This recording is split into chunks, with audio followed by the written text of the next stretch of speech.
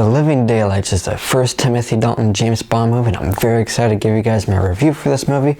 If you want to check out my reviews for all the previous Bond films, I have a playlist up where you can click on and go check those videos out. As well, be sure to leave a comment what you thought about this movie. As well, be sure to like this video and subscribe to my channel. Now let's get into this review.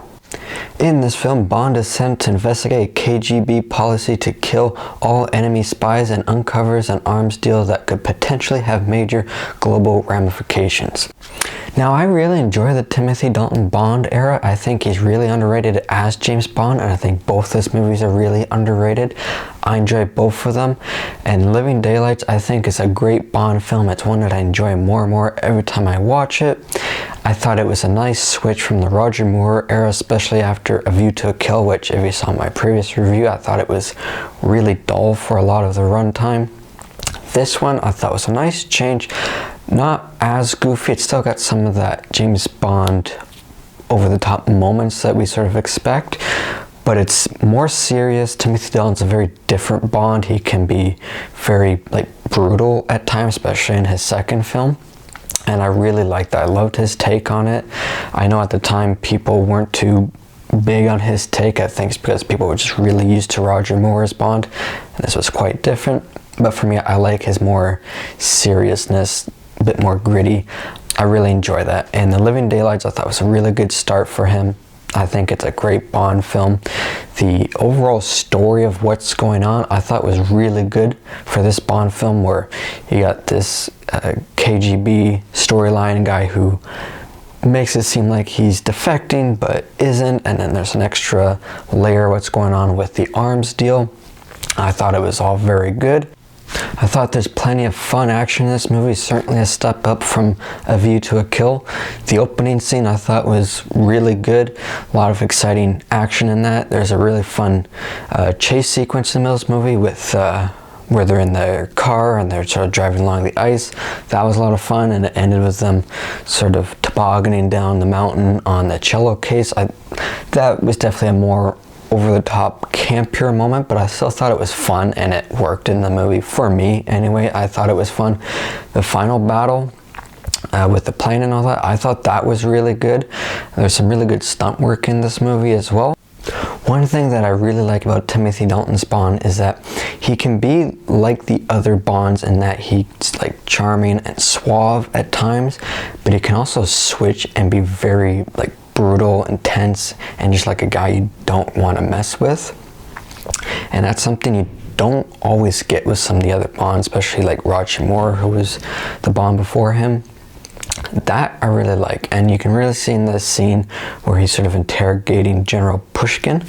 That was a really great scene, because for a lot of the movie he could be tense at times, but he still had his moments where it was similar to the other Bonds, where he was more charming because he's with the Bond woman for a lot of it. But in that scene he was switched, he was being more James Bond, and he was fully prepared to kill anyone in that scene.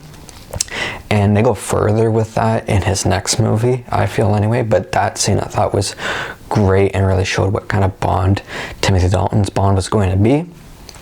But he could still have his moments where he's more like the other Bonds. He doesn't maybe give as many one-liners as some of them, but he gives some from time to time. But yeah, I thought that was great, and that's one of the things I really like about Timothy Dalton's Bond. And in this movie as well, you got the Bond woman that's in this quite a bit, with Bond, and she's alright. I thought she worked for the most part. She's not a top best Bond woman, but she was pretty good. There are a couple of moments where it's like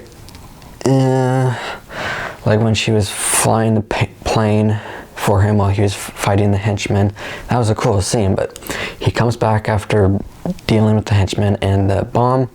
She looks back for 5 seconds and looks forward again or something, and there's a mountain coming their way and she didn't see that. That annoys me every time I see it, because how do you not see this mountain just coming right at you, or you're flying right towards it?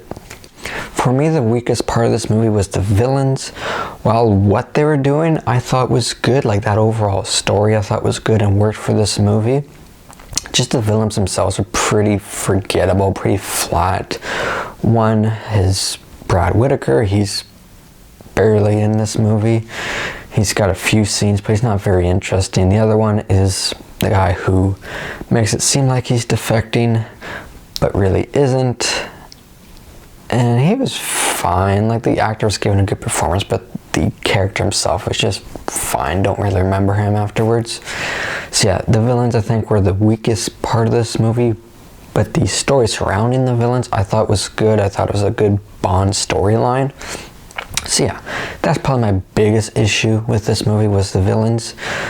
But other than that, I really enjoyed this movie. I enjoyed Timothy Dalton as Bond. I enjoyed the action in this, the story. All that I thought was really good. I enjoyed most of the locations they go in this movie. So yeah, I quite enjoyed this one. I think it's probably a top 10 Bond movie for me, and one of the more underrated ones in my opinion. For me, I'm going to give The Living Daylights an 85%. So guys, let me know what you thought about this movie, and stay tuned for my review of License to Kill. That'll hopefully be out next week. So be sure to leave a comment what you thought about this one, and also be sure to like this video and subscribe to my channel, and stay tuned for some more reviews coming soon. And until then, take care everybody.